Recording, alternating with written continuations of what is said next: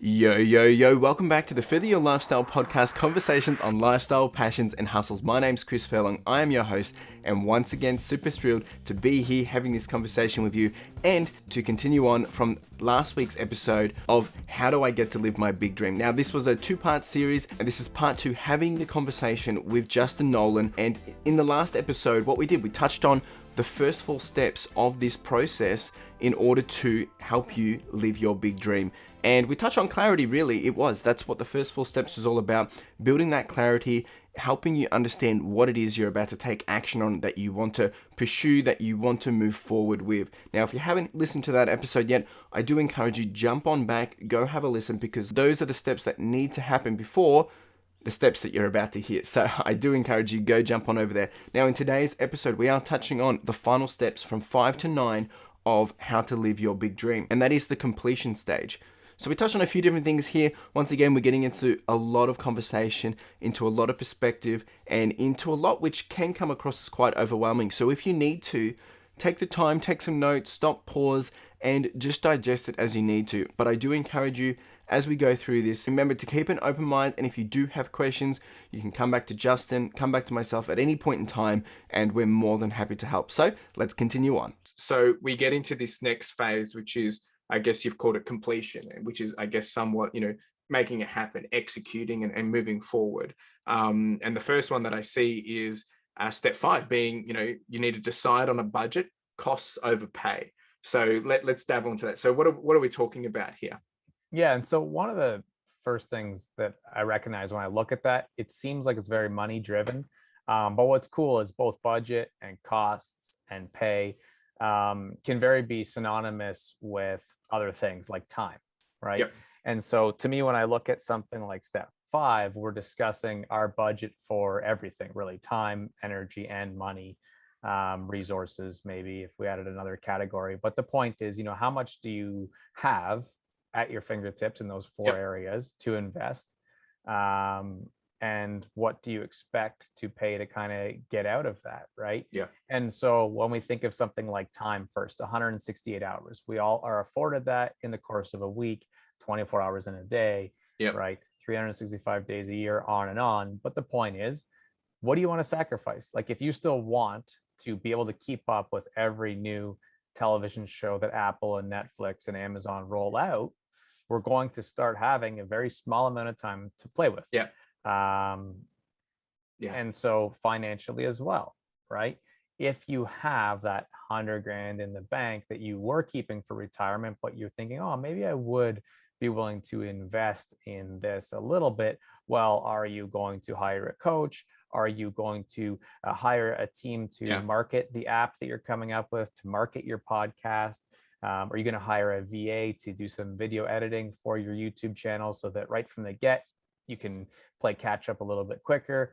There's all these options, but it comes down to that. And then the other part being, when I look through all these steps, again, I created this specific 9 steps and clarity and completion over a long period of time through reading lots of books, listening to lots of videos and podcasts.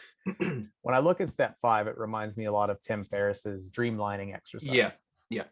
Which is like, we're clear now on kind of like 4 or 5 of the things we want, but what is it going to cost to get there? And what do you need in terms of, like, how much are your groceries every month? How much is your rent or your mortgage? How much do you pay in gas given your current lifestyle? Okay, what is that number? And now, how do you match that number or maintain that number? And what number do you need for your new pursuit? And so it does get into money a little bit as well, but it comes down to this idea of, how do you want to spend your resources, I think is the best way to say it, in order to start chipping away. Because if you say I have 1 hour a week to work on this, that tells me very quickly, it's not that we can't make progress, but I don't want to sound judgmental by saying that. It's just important to clarify, what resources do we have? So I have $0 to invest and I have 1 hour a week.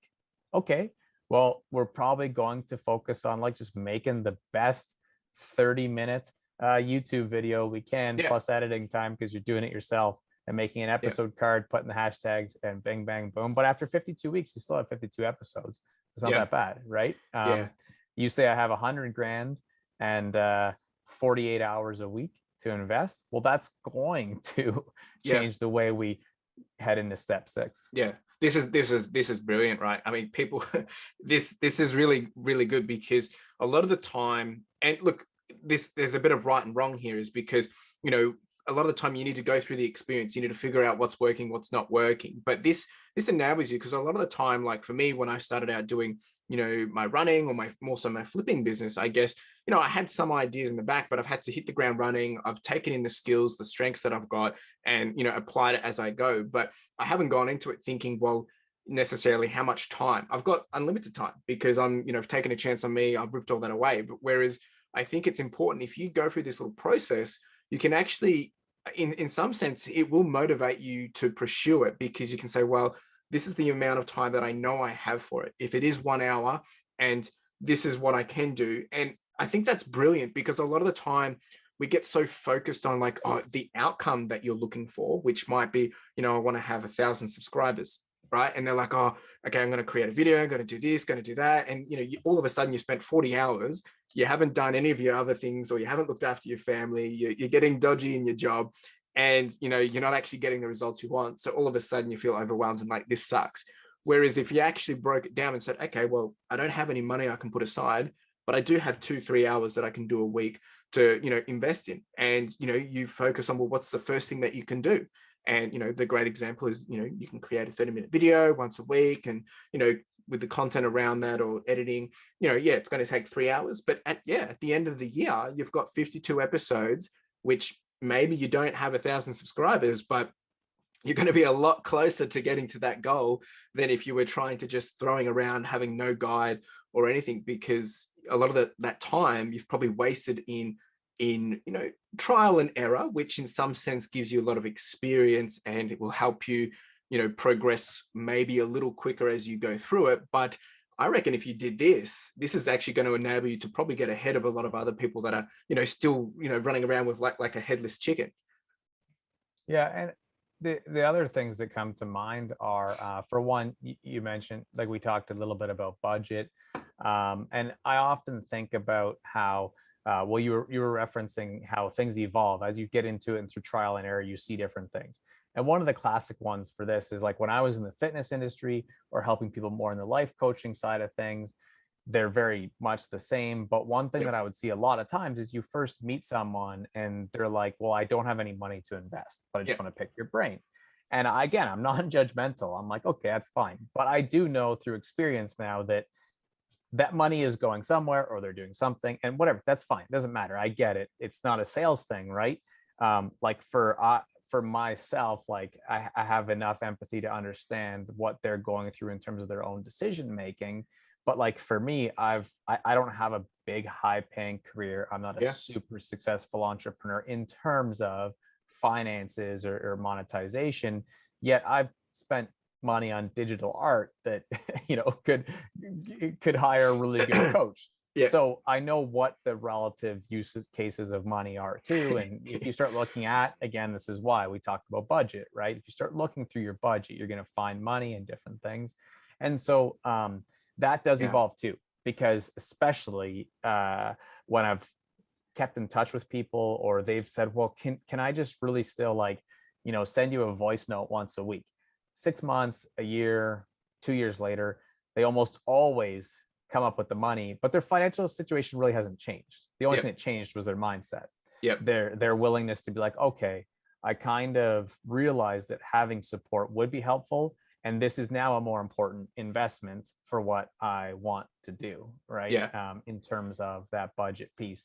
And the other thing is, I know you said that, like, you have almost endless time because you cut loose of that, but it still Yep. becomes prioritization, right? Well, Because that's there's right. nothing worse than going 6 months and being like, shit, I Yeah. shouldn't have done that. But you do learn. Yeah. And I think that's why this is so important, because in some sense it sets some level of a routine, or a schedule, or expectation, if anything. Because if you're going in it with like, well, I've got 6 months to blow, let's see what happens, and, you know, you're spending 80% of your time playing video games and 20% of trying to do something which you don't even know where it's going, well, then, you know, you're probably going to be disappointed at the end of the year.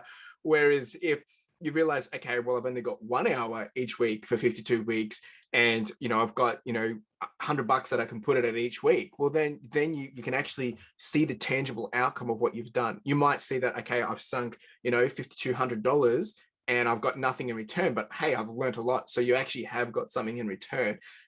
So I think it's an important piece to do. And I mean, you'll probably say that, well, just because that's your budget, whether it's time, dollars now, doesn't mean that in 6 months down the track, it's like, okay, I've got an extra hour now, or you've sped up, or you've been able to get rid of something else. You can double down. Now I've got 2 hours and I can put $200 in because you've gotten rid of an expense, or had some money come in, or whatever. So that doesn't mean you're set in, right? You adjust, you go with the flow, and as new things opens up, you can, okay, now I can put more time. And this actually comes very relevant in Tim Ferriss's 4-hour work week as well. As things change, you adapt, you take a bit more, or you push a little further, or you see how far you can go with something.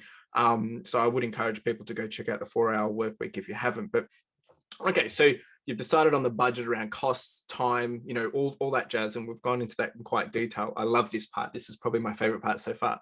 But then step 6, so you've got jotted down here, it's like details, so the audience, what's the problem, is there a solution? So what are we talking about here? So to go business first, because probably the easiest one is you think of that classic like client avatar example, right? Yeah. Amazon, since the day they started the business, has always had that one client in mind.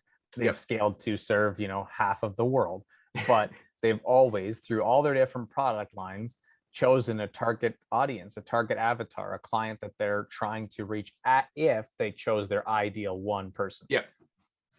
Nickname, demographics, psychographics, characteristics, what have you. And then what problem is that person facing? What do they need, right? What are their needs, and how are you serving that person through the solution that you're providing? Now, the common misconception, similar to using the word budget and people only think money, is that when we think audience, problem, solution, we're often thinking, how do I monetize these people? But again, it may just be that you're always planning on being a musician, creating your music. It's essentially free because people are downloading it off from SoundCloud or Spotify or Apple Music, and that's it. Well, you are still creating for that audience, right? Or to go a little deep into the art world, you're tapping into the muse and you are trying to channel that energy into creating your art for the people, right? So it can be as esoteric and broad as I'm just trying to make great music and have fun with it.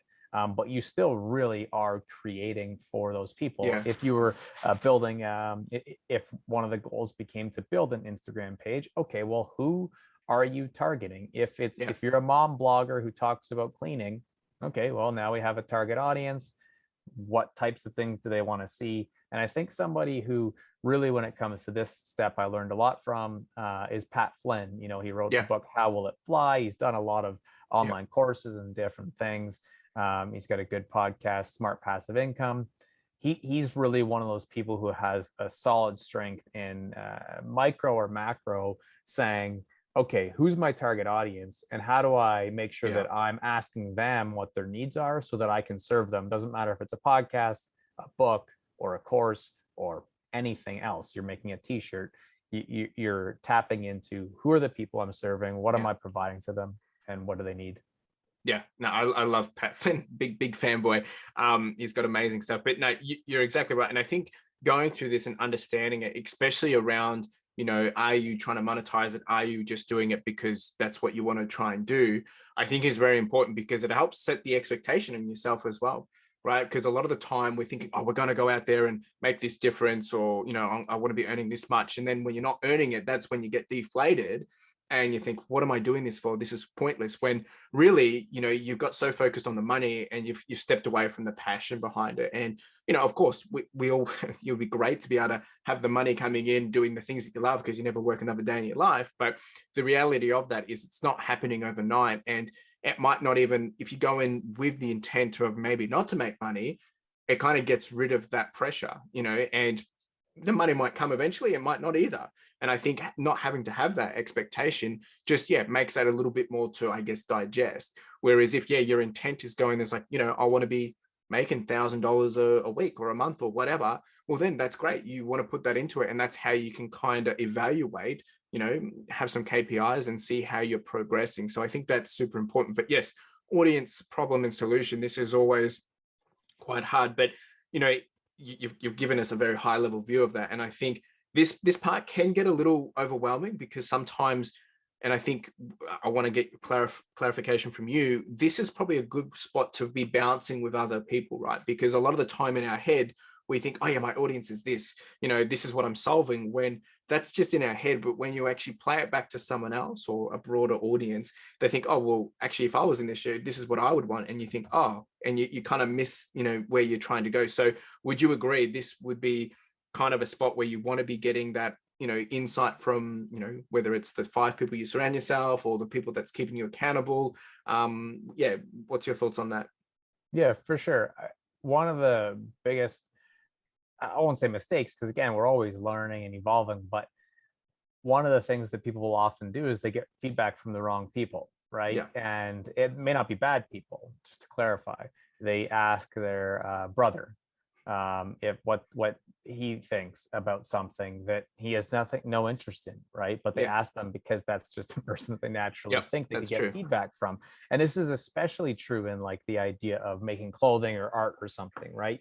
You ask your wife, but she's not interested in like hoodies. It's like, so there's why ask there? As nice as it is, it's really irrelevant data going to, and that's why the audience part is first there, right? Is starting to recognize, well, who is this audience? And we haven't said that it scales to the individual much recently, so I can say it again.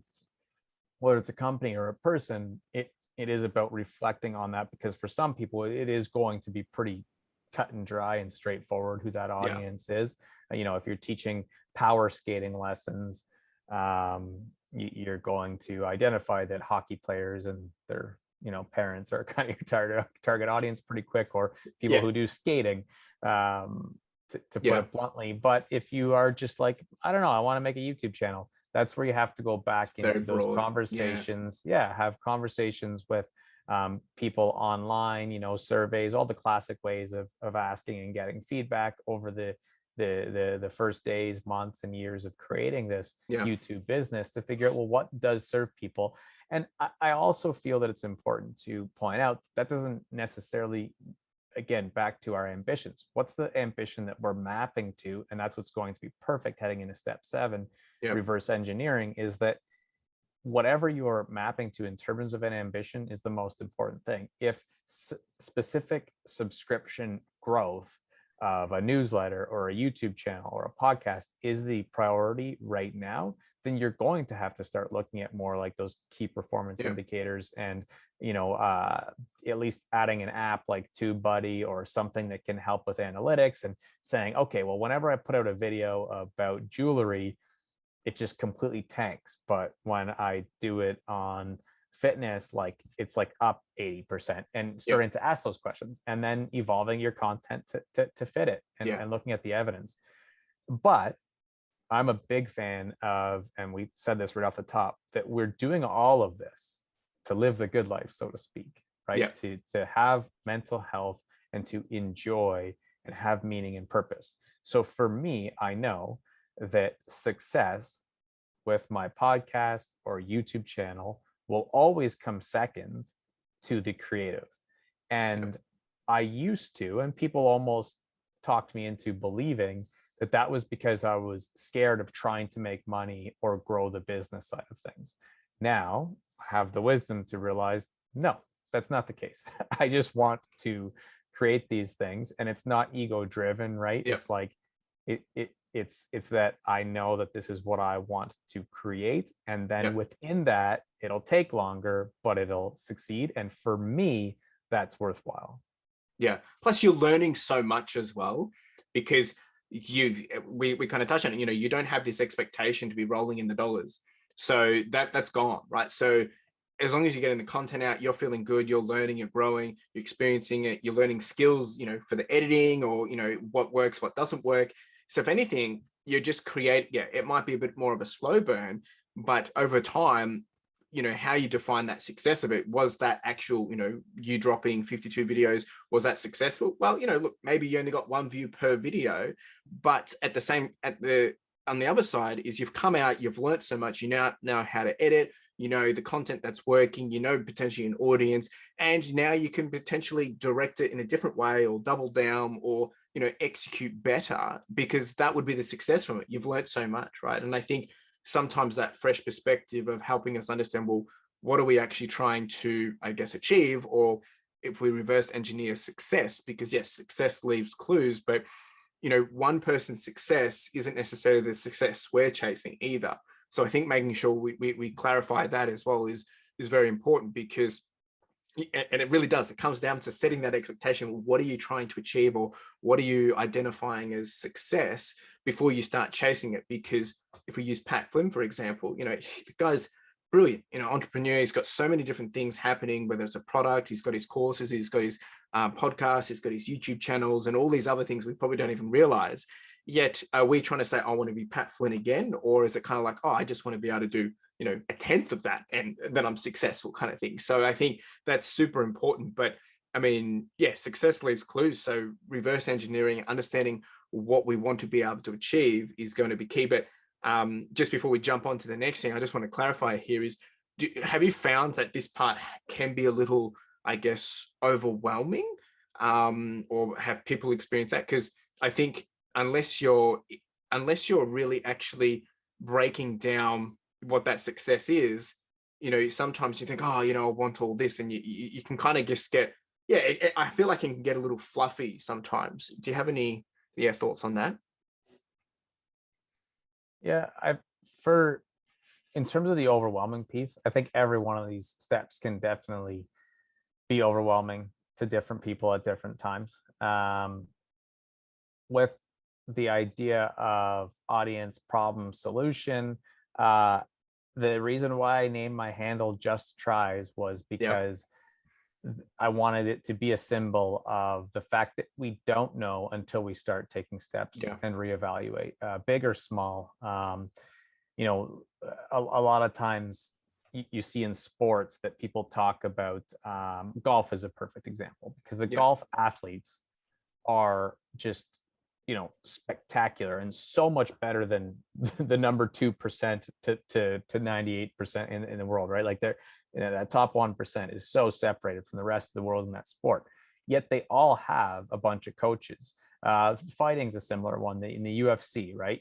The UFC fighters, the top ones in each division, are so separated from the rest of the world in terms of the ability to fight, yet they have like 10 coaches each. So the ability to say, I'm not an athlete, but I can coach.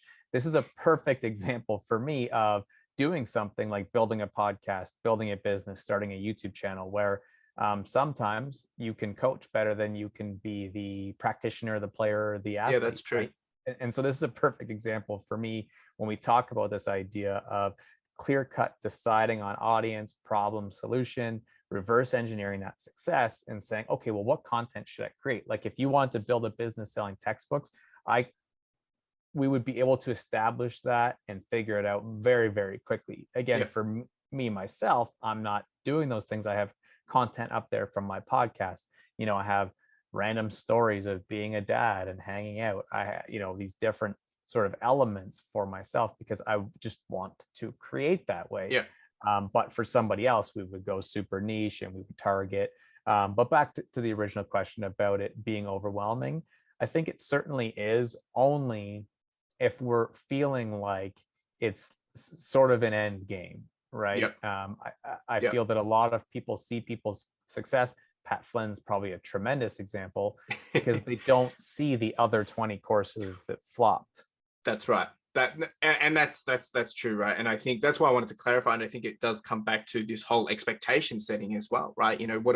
what are you trying to achieve? And I had a friend that I've been running for, well, it must be about 6 years now, and I'm training for my first ultra marathon, and I've got someone saying, oh, I'm trying to do my first 5K, but I can't even run a full 5K. And I'm like, well, hang on, you cannot compare yourself to me. It's like, oh yeah, but you do it at this pace. And I'm like, yeah, but I've been doing this for 6 years, right? So your first run, if you walk, that's fine. Like, even if you do, double the pace that it took me, that's fine as well. Like, it's not about being perfect. The fact is, you got out and did 5K, right? It doesn't matter about the time. And I think that's kind of, and some of this pressure has come from society, and it's our own self, because we're always comparing, we're always on that constant scroll of seeing what these people are doing and that. But giving yourself a little bit of wriggle room and helping you understand, well, no, you're not going to be like Pat Flynn in a year's time. No, you probably won't be running your first ultra marathon in the first year of running.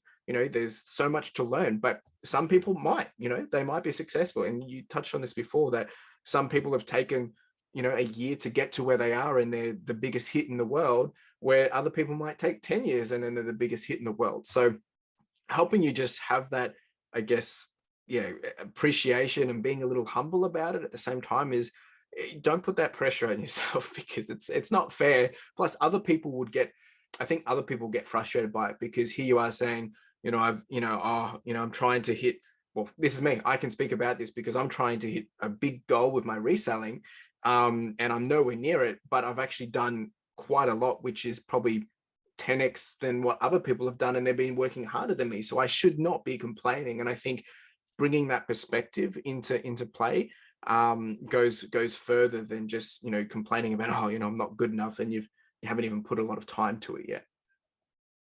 Right. And a really recent example of this stuff for me is that NFTs is a pretty big hot topic right now, right? And so it's something that I want to learn about. It ties well into learning about business. And I'll be honest, I'm very confident from the little bit of research that I've done that as a topic is going to be super commonplace in maybe 6 months from now, maybe 10 years from now. It doesn't matter, but it'll be like so deep rooted, commonplace knowledge that it's like us talking, maybe not about like water, but maybe like food. I don't know, but it's going to be very common, right? And right now, a lot of people don't know at all what it is. And so one thing I decided to do was I said, well, okay, I'm just going to create a project. So I'm going to launch a project for my birthday. I'm going to launch 24 pieces. Maybe I'll sell 0 of them. Maybe I'll sell all 24, maybe somewhere in between. But I don't care. All 3 of those options are already perfectly fine. And I'll hardly pay attention to the results at all. And I mentioned earlier that each one of these steps to me could be a book in and of themselves. I don't know how I'll structure this in terms of rolling out larger form content in the future, but likely the first time around will be one book and each will be a chapter. But this chapter is certainly about not keeping up with the Joneses or keeping up with the Kardashians. And that's what you're referencing, right? Is that 100%. we need to make sure that we are focused on our own journeys. And the other thing that I would reference is like Eckhart Tolle's Power of Now. And this is where these things become so crucial and important. When you aren't focused on the past or the future, right? You'll notice we haven't talked about goal setting yet. We're going to, but we haven't talked about it yet. And that's because it's just, I think, so important for people, especially people who have struggled throughout their lives with trauma or attachment issues, and they really have never been able to dream big at all, to be taking these steps, is that they learn to really not focus on those past haters and people that put those voices in their head or situations, and to not worry about, is this going to work out, but just to finally have clarity and put the work in, because the work itself is enjoyable.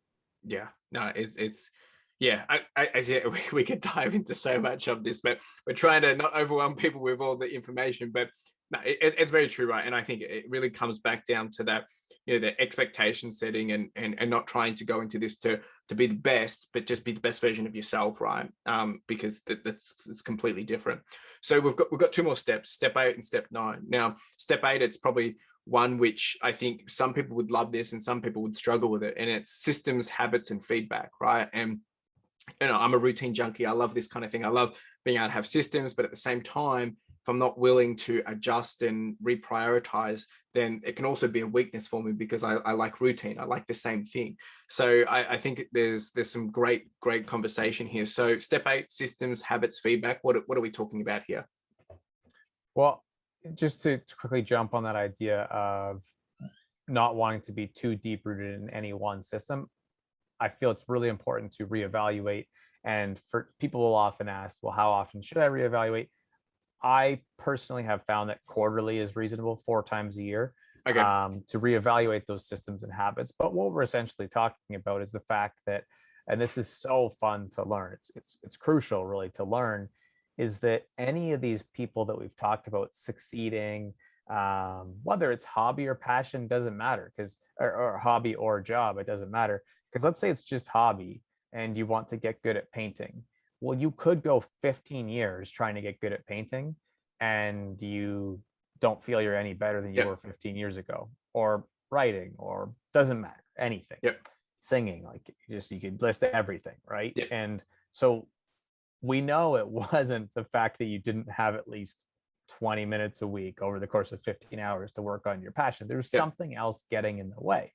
Yeah. And it's the same with business or academia. What we realize is that it's not the actual goals that mattered. Those are important. But Yep. what mattered was that the systems and the habits were so ingrained in routine. It was like brushing our teeth, and they mapped towards that goal. So they Yeah. were getting done on the regular with consistency. And that allows you, as James Altucher says, to skip the line, Yeah. right? When you have those systems and habits, all of a sudden you're going 7 days. And in those 7 days, you're making exponential progress. Yeah. Yeah.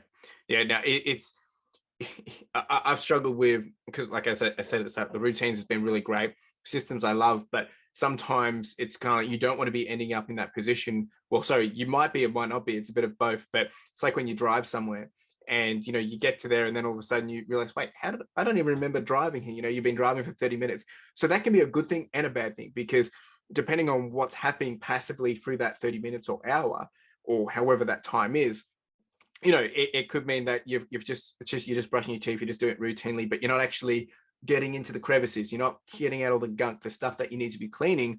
Or maybe you are, and it's just on repeat and you don't have to worry about it. So I think there's that balance that you have to manage, which I guess plays really well with the habits as well, as building those habits, because sometimes it works both ways. You want to be building the right habits. You want to be making sure that, well, if you are going to be cleaning your teeth and it is going to be a 3-minute process, while making sure you're ticking all the boxes in that 3-minute process, not just scratching and scrubbing for 3 minutes just for the sake of doing it, right?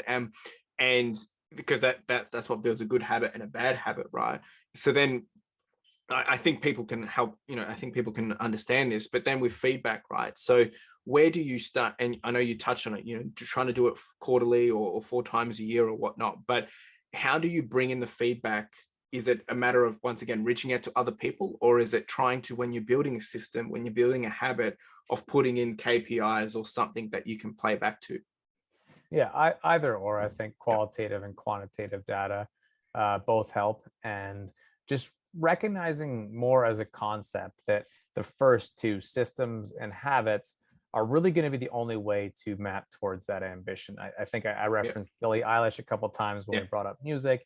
It's a perfect example. Like Yeah. if she hadn't wrote just started writing, if she Yeah. hadn't started singing and practiced singing, then the results are irrelevant. Yeah. There's no awards, there's no Yeah. album, there's nothing. So when you do that reverse engineering, well, Yeah. what are those habits and systems that get us there? How do we practice, whatever? So but as you said, the reason for feedback is if we just put our head down and do that, which is what we have to do for a period of time, or Yeah. else we overwhelm ourselves with feedback, shiny thing on the side of the road syndrome, and all Yeah. you bouncing around, like you said earlier, with a chicken with your head cut off, Yeah. and you never have consistent gains to then get feedback from, right? You Yeah. can't change one video on your YouTube channel and try and measure the Yeah. data. You need Yeah. some consistency. So, Yeah. in terms of how to get that feedback, I think it depends on your own personality type, whether it's quantitative, qualitative, Yeah. or kind of a combination of the two. The other thing that can be fun to do, depending on what the ambition is and how crucial it is that we succeed in some sort of like data, is to say, and I know Sarah Dietschy, for example, she's a creator who likes to do this. What she'll do is she'll create 2 or 3 videos that are geared towards solving problems for her audience, right? Yep. That's it. She didn't come up with the ideas. She said, what do you guys want to learn? And she creates. But one every 4 videos, she creates just because she wants to. That's it. Yep. And then doesn't worry about the rest, really. Yep. Yeah, no, that was actually something I was going to bring up, is because sometimes, and once it comes back to that expectation, what are you trying to do is, especially with vanity metrics, right? And YouTube's a great example, because I experience this all the time. I'll release one video, goes off, and I'm like, oh, I hated doing this video. Or then you release the video that you just want to do because you enjoy doing that one, but it doesn't get the views, right? And I think it's a bit of a double balance whammy, because you need to make sure that you understand your intents, but also give yourself some relief as well, right? If you just want to create a video and have some fun, well, then don't expect to have amazing metrics. You might get some really good metrics, and then, wow, okay, cool, you can double down. But going into it thinking you want to create something that no one wants to watch, you need to be happy with that. And you said it yourself, you're building a project which, there's potential different outcomes, maybe 3 or more, and you're happy with either one. The idea is you just want to have some fun, experiment, see what happens, and play and learn, and dabble in. And I think that's super important, is having that mindset mentality in place. Otherwise you'll be going into this, putting in so much work or investing in systems or habits, and then when you go through and get the result, you're not going to be happy with the result. And I think the feedback one, my recommendation people would be, yeah, having, whether it's accountability or making sure if you're going into something and saying, this is what I want to achieve, have someone else to understand that as well, because that way they can keep you honest to it. So when you start complaining about metrics that isn't relevant to what you're even trying to achieve, they can say, hang on, why are you focusing on this when you should be focusing on that? And I think, because once you get into it, you can change your personality, or you start earning some money and you're like, oh, I want more money, right? And I totally get that. And I think having that, bringing you back to earth or grounding you is super key. Okay. Yeah. Yeah. Sorry, did you want to add anything more on that, or? Well, all I would say is that, yeah, I completely agree. And one of the thoughts that comes to mind is, if I'm the CMO for a new app startup or a new NFT project, and I'm hired to build out campaigns to grow the marketing for this company, then I'm going to be looking at those numbers, and I'm going to say, okay, it's not good enough for us to get 24 views on a TikTok video. We're doing something wrong. How can we create more engaging hooks and build content that's going to bring that audience and get them more engaged and is going to go more viral, right? Yep. But if I'm creating for the sake of, I just want to put some cool content out there, I don't want to overthink it, and I would love to go really, really deep with those 2 subscribers that I'll have for the next 10 years, as opposed to trying to grow this brand out so it's a global brand, then those are just 2 completely different goals. Yeah. And that's where, as we come out of this reverse engineering systems and habits piece, it's like, well, what is that ambition? And that's what your systems and habits should map to. Yeah. Which then uniquely just rolls straight into step 9, which is keep going and keep learning, right? And I guess you can have that as high level or as detailed as you want, because it's and for some people might think it's a bit of a cliche, but when something's starting to work, is you want to push forwards that, right? You want to give that momentum. And then when you start to get, not the progress that you're expecting or that you're trying to get, going back and saying, okay, so what do I need to adjust? Is this the right audience? Is it the right problem that I'm trying to solve? What was, have I missed something in one of the, researching the success or reverse engineering? I mean, that's how I look at this, but I want to hear it from you. So when it gets to step 9, keep going, keep loading. What's the intent here? The way that I see this in large part is, any of these pursuits, again, hobby, job, or a combination of both, is like pushing a boulder up a hill. I've also seen the analogy that it's like you have this train that's like slowly inching its way up a hill, a roller coaster, and so that inching up a hill or pushing a boulder up a hill for some can happen chronologically very quickly. You look at TikTok creators like Addison Rae or Bella Poarch, right? Fighters like Conor McGregor or someone of that effect. They did put in all these steps, they put in the work, etc. But that pushing that boulder up did happen quicker. But whether it happened for somebody in 6 months, 6 years, or 26 years, when that boulder gets to the top, it's coming down full speed, and it's sort Yeah. of that tipping point, right? And like all of a sudden, all the work is going to pay off. And for some of that, for some of us, it takes a lot longer. For some of us, Yeah. it's a lot quicker. If you're head down, enjoying the moment and appreciating the actual pursuit and the journey, and that's all Yeah. that matters, anyways. But that's where the keep going comes into play, right? Is that if you start to over evaluate that something is or is not working, then that can be unhealthy. And the reason Yeah. why we're doing this is to enjoy life and to be mentally healthy as much as That's possible. right. The keep learning piece, to go into a little bit of specifics, is uh, I mentioned that a lot of these different steps come from other people's work, and Carol Dweck's book called Growth Mindset. I mean, there's no better piece of content than that to discuss this idea that doesn't matter how good you are at something. I'll often reference the example of Sidney Crosby in this case, the best hockey player in the world. Yet, still today, Tom Brady, football player, to use more American sports references Yeah. for you, is still asking himself, how can I get better? Yeah. Yeah. And what specific parts of this game do I need to improve right now? And so Yeah. that's fascinating. Yeah, that's true. Because if someone's at their peak, yet they're still looking to see how can they peak or get better, is just goes to show that always keep learning. But there's one thing that I want to probably more answer for the audience is there a time or a period in which you should just kind of see, is there a point that you should maybe cut losses and then make a change? Like how do you determine that? Because I know sometimes it can get a bit of a, I guess it's a bit of a both balance, in terms of you're spending money, you're thinking, oh no, if I just keep it this dream, it's going to happen, believing in the dream rather than, the execution. And it probably comes back to a bit around that systems and, not adapting and, just sticking to the one thing. But how do you bring together of knowing, well, more focusing on the keep learning rather than the keep going? Because you need to learn in order to grow, to keep going to where you want to be. But sometimes people just get stuck on, I'm just going to keep doing this and expect things to just happen. How do you try and manage that? I think about four things come to mind. But one is that we talked a little bit earlier about Tony Robbins. Actually, even though on his website, I think his catchphrase is, I help people. It's like, that's about as broad as it gets. Yeah. Yet that concept is as niche as it gets as well, because if you are enjoying it, if it's serving the purpose of making your life better, then you probably keep going. But again, Yeah. what is the need that That's you true. have as, I'll use the term client, if I was working with someone, what is their need? And are we fulfilling that? If we aren't, then we start to go backwards a little bit. And Yeah. so the second That's a thing good that comes answer. to mind is the classic board game Chutes and Ladders, or Snakes and Ladders. Yep. The way that I look at this 9-step process of clarity and completion, and the 9 things that it includes, is it's much like a board game like Snakes and Ladders, where at any one moment you could easily have to, not in a bad way, Go back but a up. way of reevaluating. Exactly. Go back. I should reverse these so that they're working their way up. Yep. Actually, I have one where it's the opposite for that reason, right? So you go, you slide back down in theory. Yeah. And that's okay, because how far are we sliding back down to reevaluate the Yeah. situation?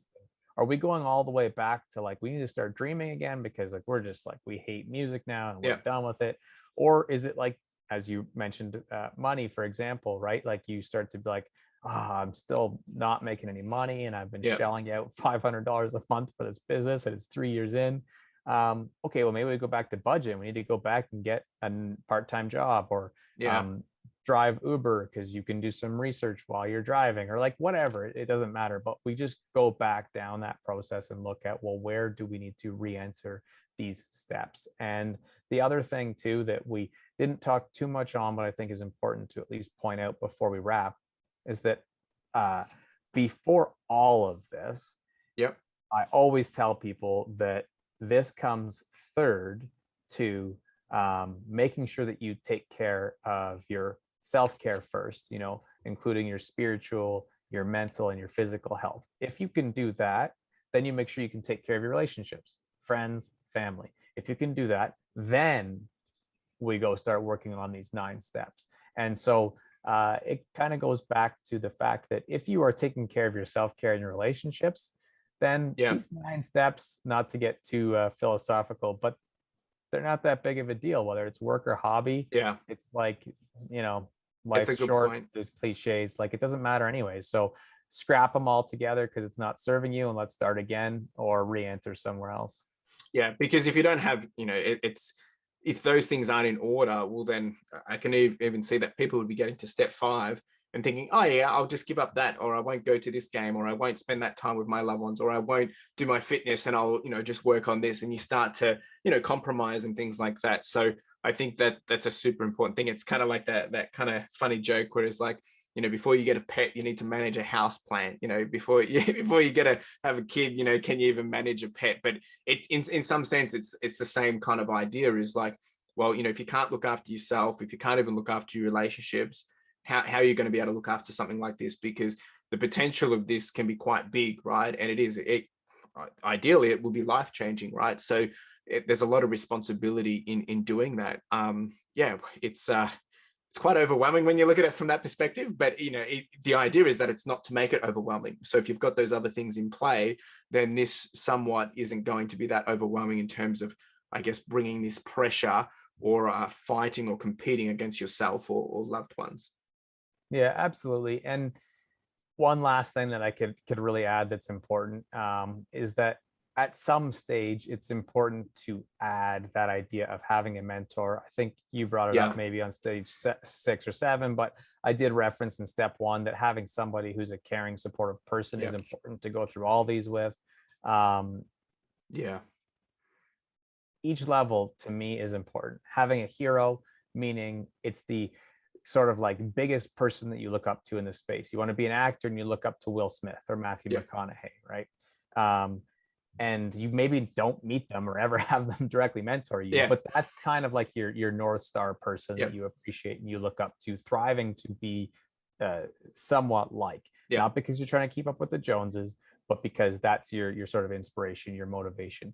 And then having a mentor, so someone that can directly support you, whether it's a paid coach you're paying, 20K a year to work with, or it's somebody that you're paying $0 because they're a colleague at work who you've yeah, always respected their opinion and you're going to pick their brain once a week. yeah, Um, having someone that's your equal, so maybe somebody else who's also starting a podcast, yeah, somebody else who's also just starting to Twitch a stream, and you're going to maybe compete with them in a healthy way, yeah, push each other to, but you're also going to collaborate and connect on ideas.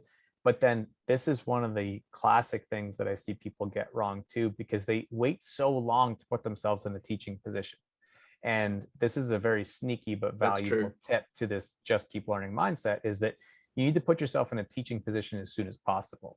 And so becoming a mentor to somebody who is a step behind you takes like a week, right? Yeah, So like, and that's just to quickly mention that NFT that's very project. true.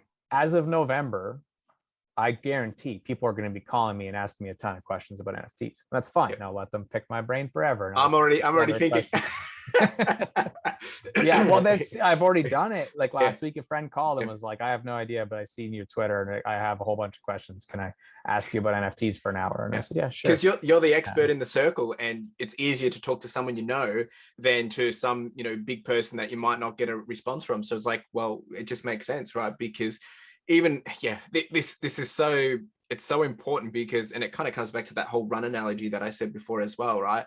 People ask me, how do I start running? It's like, well, grab some shoes and just get out and running. And I said, or if you're really serious about it, maybe go get your feet fitted so you're running on the right shoes. But otherwise, I would say just get out and run, right? If you have to walk, but don't try and set like, okay, you need to hit a certain pace at this, like that's not the intent, right? If you want to run, get out, go for a jog, see what happens, right? If you can't jog more than 100 meters, that's okay. See what you can do the next time. Did you get to 110, right? Mhm. And I think that's what this whole thing does, is it breaks it down into simple terms to help us understand that these things are possible, right? And you might be someone that's only on step 5 and they're just getting into that execution or getting into the stage where they're starting to complete this, right? They've still got 5-6 steps to go, but for someone that's back still trying to find their clarity, they're going to be an expert, oh, how did you make this look so easy? How did you, launch your business, or how are you, making progress, right? And you can say, oh, well, this is what I did. And really all they've done is just follow some steps and they've gone through it. It doesn't mean that they're perfect, doesn't mean that they're pro, but they're just potentially a little further on the timeline. And I totally agree with you, because usually it's those moments where you get uncomfortable that are the right things for you. And usually teaching someone else, and even if you feel like, oh, I'm not that good at it, that's a sign that, well, clearly you're inspiring or influencing, or you have something that's of value to someone else. Otherwise, they wouldn't be asking. Mhm. Yeah, the things that I am so far from an expert in that I feel confident teaching in right now. And that's a fine line too. And I would bring this up if I was at like an educational conference or, working with a group of soon to be educators, is to not teach things you don't know. Yeah, Like, I that's think true. there's an important distinction here, but like I've done a lot of supporting youth with hip hop. And so I've been in lots of courses that those kids have taken with actual hip hop artists and experts and spoken word poets. Through that, I've learned a lot about writing music. I feel very confident that if somebody is a true beginner, to be able to help them with music. Golf would be another one. I'm only a 10 handicap, would shoot in the 80s, but I know that I could really exponentially help someone who's just starting the game. Yeah, Right, they'll get to the point where they need another coach. yeah, But there's these certain things that I'm not messing them up by doing that teaching. And again, it's more in this case to serve my purpose, right? To serve yeah, your own learning purpose. You have to be putting yourself in positions to teach right away, ideally, because you're going to have that become more ingrained, more yeah, intrinsic for yourself. But you're also going to be like, oh shit, when you asked that about NFTs, I didn't know the answer. And yeah. so that happens in a very authentic way. And that's the only way to know. I don't know Yeah. what I don't know about NFTs right now until 100%. asking And me it's questions. better being upfront about that than trying to say, oh yeah, well, and trying to come up with something, because I think Yeah. if anything, that gives a bit more authenticity, and the person's going to trust you more.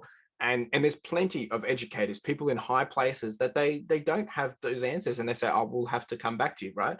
Doesn't mean you can't find the answer, just means you don't know the answer at this point. So it's just like, dude, this has been really, really, I mean, great for me. I've loved this so much. There's so many things here which I think I can go and apply, and just, go back and check in on, just for the things that I'm executing on. But I think this episode, I mean, this whole conversation, for people to listening, I hope they realize how powerful this is if actually people just go through, take the time to, and it doesn't have to be a lot of time, right? And I think having that other person to play back these ideas will make it a lot easier. It's been super great to have you here. But one thing I just want to quickly clarify. So if someone had questions about this, can they reach out to you? Can they have a conversation with you, about going to make this happen? Because it can still be quite scary to actually execute on this. I feel like that's probably the hardest part, is actually taking the initiative or the steps to actually say, I want to do something, and then stepping in and committing to something like this. So can they reach out to you and have a chat, or what's the go there? Yeah, absolutely. I mean, one thing that I borrowed from the sports world and my experience is that I have an open door policy. I hope to forever have one. Sometimes things get busy when it comes to DMs or these kinds of things, but the short answer is always. I use the handle just tries on every app that I have, to keep things simple so people It's can good. reach out anytime. And I have a lot of empathy for that whole trying to be sold to online. This was a neat thing to learn in the world of online business, because I think a Yeah, lot of people are scared to reach out to people because they think, oh, they're just going to try and sell me a course or sell me very true. coaching or sell me a book or whatever. And I have a lot of empathy for meeting those types of people, even purchasing courses from those types of people, or getting DMs from their Yeah, VAs when I know it's not even them, and I'm like, take a hike. It's like I've been through all of that, but I also have the empathy of saying that I don't have anything to invest in my coaching, to yeah, going to, like, I paid someone like $1,000 over the course of like 4 months, to then leveling up that too, to where right now I'm looking at kind of like what could be my next level for going out and seeking support too, yeah, because it's getting at a higher level. So I have yeah. that whole empathy too. But I think I hope to compete with anyone in the world on the idea of just supporting people just for being just to try and help, and that's it. That's it. And I can totally vouch for that, because I remember when we first met, and it was via Clubhouse conversation, and you kind of reach out afterwards, and we had never met, and you said, oh, love what you're doing, loved your story, and it was a bit overwhelming. I was kind of like, oh wow, okay, what does this guy want? And then Yeah. you said, happy to be on the podcast and all this, and I was kind of like, oh, okay, this guy's like really, but it was 100% genuine, and then I got to know you and whatnot, and I can't thank you enough, right? I mean, here you are for episode number 2 with you, but that's just it, right? So people, Justin is genuine. It's 100%. He's here to help, and that's what I love about you so much, man. Is that you are wanting to just have a good conversation, bounce some ideas, and help people. And I think we need more of that in in this world. Maybe you're going to get bombarded, maybe you won't with messages, but at the end of the day, I appreciate you taking the time to share this, because a lot of the time, and I can speak for this, it can be overwhelming. You're trying to achieve all these things, you want to be in all these places, and it can get quite overwhelming, and there's so many different things happening. And if I'm experiencing that, and I'm already during this process, I think it's important for people that are potentially thinking, dreaming, still in those early days of wondering and thinking of, well, if only I could do this, or how do I even start that? Well, this is the 9-step process in helping you achieve those big dreams. And Justin, mate, I can't thank you enough. Well, thank you. I appreciate it. I will mention one last thing, not to extend the conversation, because it's just so on point for what you just said. Rich Litvin wrote the book, The Prosperous Coach. And I love his mindset, his whole mentality around the idea of supporting people. And there are 2 non-negotiables that he has when he has built his $1 million coaching practice. And one of them is that he's never worked with anyone without coaching them for free for at least a few hours. So I think that's really interesting. And 2, he's never direct marketed his coaching services. He's only ever worked with someone through referral, or by somebody coming to him for a valuable, life-changing coaching experience, and then seeing where it goes from there, and not worrying about his own results, right? And I think even after having worked with people like that for hours, they still think you're not genuine sometimes, because we all have our defense mechanisms up sometimes, myself included. But it's just been fun to see anybody's progress, big or small. That's it. No, dude, thank you so much. And folks, you've heard it all here. Utilize this, take advantage of it, right? It's a step process, which, it doesn't have all the details behind it, but it's enough there to give you somewhat of a guidance to a North Star. And then you can always reach out to Justin and have a conversation. Heck, you can reach out to me, and I'll be more than happy to try and help and navigate and answer any questions which is relevant, because, hey, I'm going through it too. And that's what's all about, is helping each other and teaching each other. So Justin, really do appreciate it. We've got all your details. I appreciate you coming back for a second time. I can't thank you enough, man. Thank you. Appreciate it. Till next time. Cheers. Well, there you go. That is the end of the 9-step process on how to live your big dream. And I can't thank Justin enough of coming on to this podcast and taking the time to share this with us, because these are important steps that I think sometimes we probably all take that we don't realize we're taking, but sometimes we need the encouragement, we need the guidance in order for us to actually get to where we want to be. And whether it is you just need help with step 1 to 4, maybe you need help with steps 5 to 9, and with actually taking action and making things happen. Well, it's all here. You've heard it all, but I do want to encourage you, if you've got more questions, maybe it was a bit too much, or maybe you're not too sure on something, reach out to Justin. You can hit him up on Instagram at JustTries. He's on LinkedIn. He's on all the great places. And but mainly on Instagram and LinkedIn is where you'll be able to contact him quickly and get that response. He's more than happy to have that conversation with you. So I've learned a lot from this. There's so much here that I think I can take away and, go back and actually apply to some of the things that I've been building out here on the podcast with my other side hustles, because sometimes hearing it from a fresh perspective, hearing it from someone else, keeping you honest is what is going to enable you to take that action, or enable you to grow, or make a pivot and adjustment that is going to enable you to get that growth. So I really do appreciate you being here, Justin, and I appreciate you guys listening and tuning in. It's been an absolute honor to have this conversation, and you have a wonderful day. Now, if you didn't know, we do have the podcast merch, and this is with a key focus of enamel pins. Now, if you haven't checked these out, make sure you do, because the intent of these are really just to be a small token and a reminder for you to charge on, to push on, and to further your lifestyle. Whether it is a gift for someone else to encourage them or maybe to inspire them, or maybe it's a way to motivate yourself, or you can simply just make a purchase to simply support the podcast, which would be greatly appreciated. We do also have some sweaters and some long tees, so make sure you check it out. Link in the description and in the show notes. Really do appreciate it. Cheers.